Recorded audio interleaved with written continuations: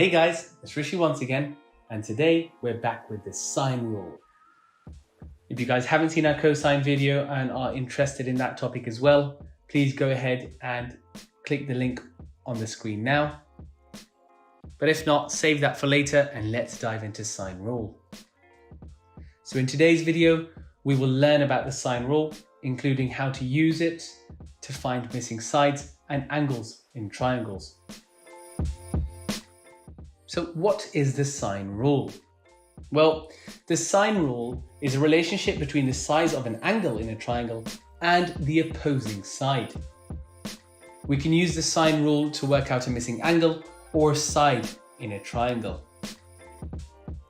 And when we have information about an angle or the side opposite it, that will also allow us to calculate that missing side or angle. So let's take a look at the sine rule. And this is when we have our side over our angle, which then replicates for all angles. So A over sine A equals B over sine B equals C over sine C. And even though there are three relationships in a triangle between the three angles and their opposite sides, we only need to use two of them for the sine rule. And that would be your first two. And again, this can be used in the order that I have stated, or we can flip this fraction to make it sin A over A equals sin B over B, and then sin C over C. So with that in mind, the question is, how can I now use the sine rule? Well, as you've seen in the previous cosine rule video, we had three main steps to follow. And we'll also stick to three simple steps for this video. So let's dive into question one and find out. So the first step will be to go ahead and label each of your sides. So let's state label. Again, remember, it does not matter which sides A, B, and C are. But the capital letter for the vertex must be opposite the same letter on the side for the sine relationship to work.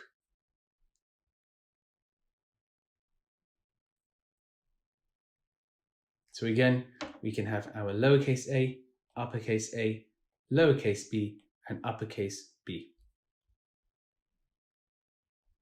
And uppercase b. Now, as you can see, these are all opposite each other. We can now use our rule of A over sine A equals B over sine B. And that is your first step done. We've labeled our sides, and then step two, we've selected our formula. And now for step three, we need to simply substitute the given values and solve the equation. So know that we now know which sides and angles we have, so we can then solve this equation to find the missing side or angle. And as these are calculated slightly differently, we can rearrange the sine rule to suit the part of the triangle that we are trying to find. And I've shown you above the two different versions. So let's quickly go through a top tip here. When we are finding a missing angle, we put the angles on the top. So like I said, when we are finding a missing angle, we put the angles on the top. However, when we are finding a missing side, we put the sides on the top. So missing sides and missing angle. So let's now jump back to our third step, where we will now substitute and solve the equation. Again, we'll make x the subject here, which means we'll have 13 over sin 100 times by sin 38. And that there gives us 8.1 to one decimal place, and that's the value of our x. Marvelous. Okay, let's move over to question two, and let's do the very same thing here. We'll now go ahead and cross-check our sides here. We'll have a lowercase c and a lowercase a. We'll then go ahead and write out our formula, which is going to be a over sin 42, which is equal to 5 over sin 53. We'll then make x our, or in this case, a our subject. So we'll have a equals 5 over sin 53 times by sin 42. And that then gives us 4.19 to 3 significant figures. I hope that was clear. Let's now jump into question 3. But this time we've now been told to calculate an angle. So instantly we need to have our angles at the very top, which is sin A over A and sin B over B. We can then see and label our sides if we need to here. So we can have A to A and B over to B. We'll then get sin X over 5.4, which equals sin 95 over 6.7. We'll then make sin X our subject. So we'll have sin 95 over 6.7 times by 5.4. That then gives us 0.8029. But now, because we're working with an angle, we need to get the inverse of the sin. So we'll have x equals sine inverse, and then we'll write 0.8029. And when we put that into a calculator, we then get 53.4. And there we are. That is to 3 significant figures. So again, step 1, label your sides. Step 2, find your formula. And then step 3, substitute your values in to calculate your answer. Okay, question number 4. Very much the same. Let's go ahead and pause the video, attempt this question, and then press play when you're ready to go through it.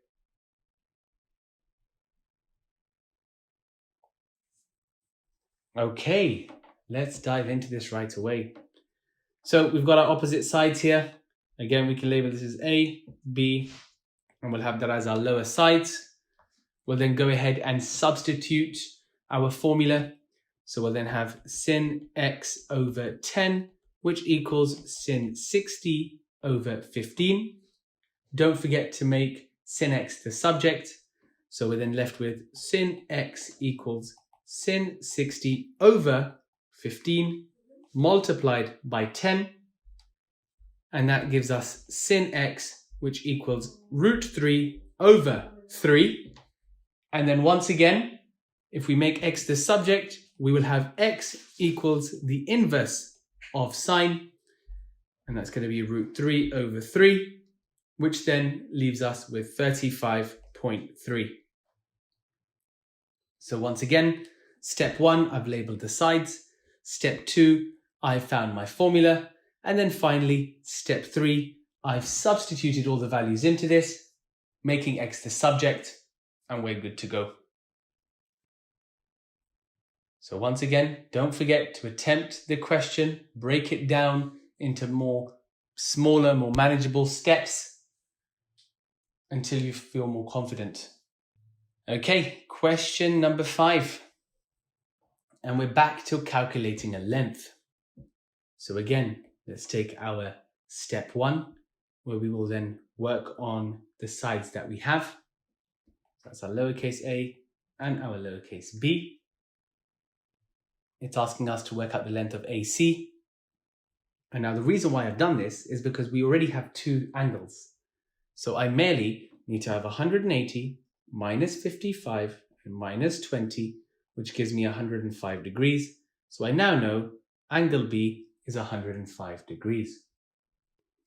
And that way we can calculate our A to C. I can then go ahead and write down x over sin 105 equals 12 over sin 55. I can make x my subject, and that there should give me 14.2 to 1 decimal place. And now let's move over to question 6. So now we need to calculate angle BAC, which is this angle here. So I'll label this as x. I will then go ahead and label my sides. And now I know that I'm working with these two sides here. So I'll go ahead and write out my formula, which is sin x over 20, which equals sin 43 over 14. I'll then make x the subject, so I'll take the 20 over and make it a times 20. So now I should have sin x, which equals 0.97428. And then if I do the inverse of sin, that should then leave me with 77 degrees. So once again, label your sides, write out your formula, make x the subject, and you've got your answer. That's your 3 marks in the bag. Okay. Question number 7. Don't forget, you can pause the video at any stage, including this one here. Attempt the question and then press play for us to go through it. This is a very interesting problem. So we've been given 2 shapes and we need to work out the value of x. So we have our right angle triangle over here and we have 2 sides. So I'm going to use Pythagoras' theorem. We have our hypotenuse, which means we can simply have c squared minus b squared, which equals a squared. So I have 13 squared minus 5 squared, which gives me 144, which in turn is 12. So now I know that this length is 12 centimeters. And again, if you need to go through Pythagoras, click on the link below now, where you can familiarize yourself with the concept. But here we are. So let's continue. So we've now gone ahead and written out our side, link both of our sides that we require. We know we can work out our third angle by simply having 180 minus 40 minus 65, which gives us 75.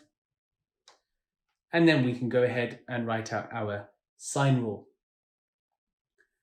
So that there would be our x over sine 75, which is 12 over sine 40. We'll then make x the subject by taking sine 75 over. And so we're left with x equaling 18 to 1 decimal place. And that there is our answer, 18. So once again, what have I done? I've calculated the third side by using my Pythagoras. I've then found out my missing angle and then used my sine rule to get my answer. So that being said, we're almost at the end of our video here. Let's now dive into question 8. So for question 8, we need to now work out the perimeter of triangle A, B, and C. Instantly, you can see that we've got 2 of our angles. So let's calculate the third angle by having 180 minus 105 and 48, which gives us 27. So we can label that as 27 degrees.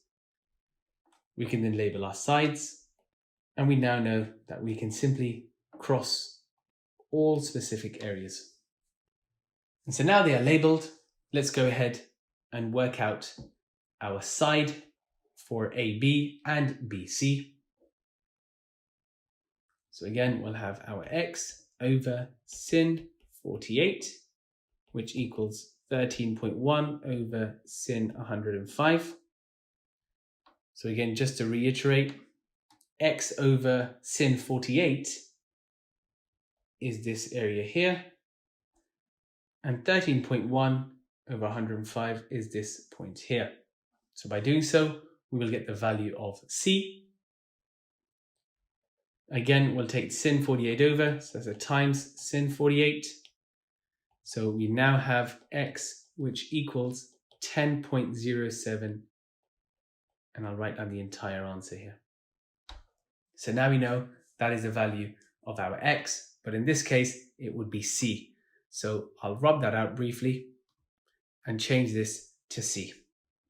Now I've gone ahead and done that. We are going to do the same thing, but now we are going to do it to calculate our a.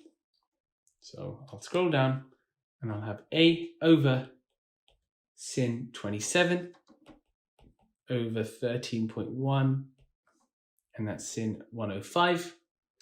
I'll then take the sin 27 over, and that becomes a times.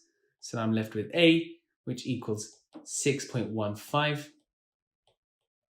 And all I now need to do is go ahead and add my C and my A, including my 13.1. So plus 13.1, which then gives me 29.3 meters, and that is my answer. So I hope that was clear. Let's now dive into question number 9. So once again, in this question, we need to work out the area of the triangle A, B, and C. So once again, I'll go ahead and take my step 1, which is to label the sides. And I'm going to go ahead and calculate side B and C. So we'll start with x over sin 82, which equals 12 over sin 40. I'll then make x the subject by taking sin 82 over, and that would there give me x equaling 18.487. So now I've got the value of x, which again is my A, so 18.487. Once again, you can label this as whichever letter you feel comfortable in. I'll then go ahead and calculate my angle B by having 180 minus 82 and 40, which then gives me 58. So I now know angle B is 58 degrees. And now by having these two figures, I can go ahead and use my area of a triangle, which is half AB sin C, to calculate the area. So now by doing this, I can substitute these values into the formula of an area to calculate my answer. So that's a half times A times B sin C. So again, I'll substitute it by having a half times by 18.487 multiplied by 12 multiplied by sin 58, which then gives me 94.1 meters squared. And that again is to 1 decimal place. And there we are, 94.1. So again, what have I done? I've labeled my sides. I've then gone ahead and calculated the length BC by using my sine rule, which is my second step. And then my third step here has been to calculate the area of the triangle to get my answer. And there we are. So again, my top tip is to break down each question into smaller, more manageable steps, which make it easier for you to find out the answer. And with that being said, we're now over to our final question. So angle ABC is obtuse. So again, less than 180, more than 90 degrees. And we need to work out the size of angle ABC. So this is a way to see if our answer is between 90 and 180 degrees. So again, let's label our sides. We know we're working with two of our sides here, and we need to work out angle A, B, and C, which is again my angle X. I then write out sine X over 20, which equals sine 35 over 12. I take 20 to the other side, so that becomes a times 20. So now we'd have X as my subject, which is then going to be sine X equals sine 35 over 12 times by 20, which then gives me 0.95596. I then make X the subject, which means I'll get the sine inverse and calculate my answer, which then would leave me with X equaling 72.9 degrees. So now I have that. Because my angle is obtuse, we know that 72.9 degrees is an acute angle. So what I would need to do is again have 180 minus 72.9 degrees, which then gives me 107 degrees. And that there is my answer.